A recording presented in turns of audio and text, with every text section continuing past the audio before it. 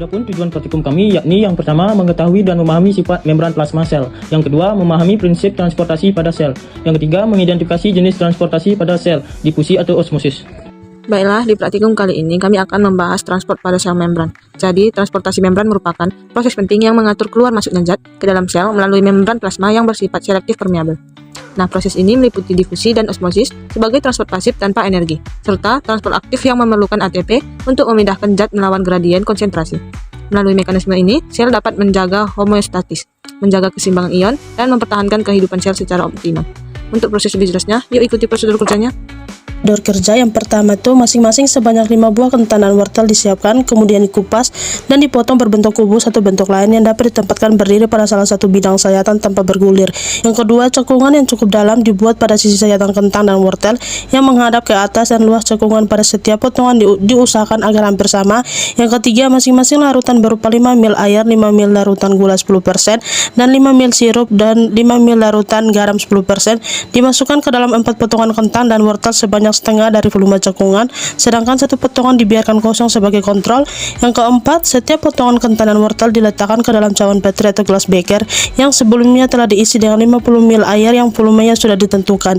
Yang kelima, cekungan pada setiap potongan ditutup dengan tisu basah dan diikat menggunakan karet, kemudian didiamkan selama kurang lebih 30 menit. Setelah itu dilakukan pengamatan terhadap warna air dan dalam cawan petri, warna kentang dan wortel, serta diukur kembali volume air setelah kentang dan wortel dikeluarkan. Yang terakhir itu, data hasil pengamatan dikumpulkan dan disusun dalam bentuk tabel pengamatan. Pada umbi kentang, perlakuan dengan air biasa dan tanpa larutan atau pada kentang yang kosong tidak menimbulkan perubahan. Karena kentang tetap keras, hal ini terjadi karena larutan di luar dan di dalam sel kentang kadar airnya hampir sama.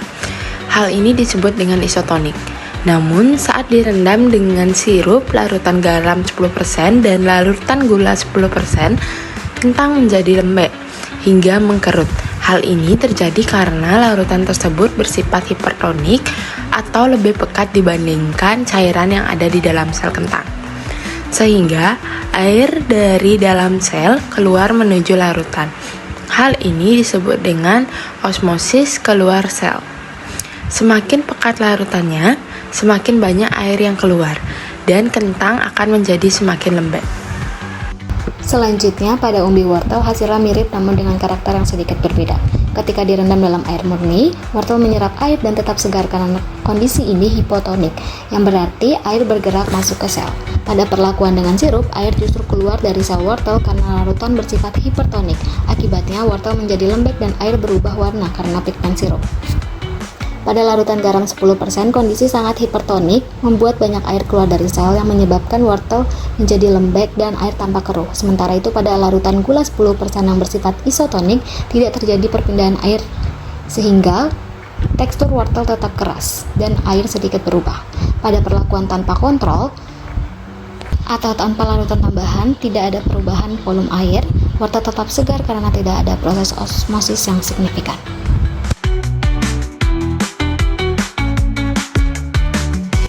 Dari hasil ini dapat disimpulkan bahwa osmosis merupakan perpindahan air dari larutan yang lebih encer ke larutan yang lebih pekat melalui membran semi-permeabel.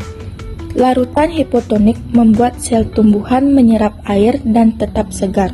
Larutan hipertonik menyebabkan sel kehilangan air dan menjadi lembek. Sedangkan larutan isotonik menjaga keseimbangan cairan sel. Jadi, perbedaan tekstur dan volume cairan pada percobaan ini menunjukkan betapa pentingnya proses osmosis dalam menjaga tekanan turgor dan kesegaran jaringan tumbuhan.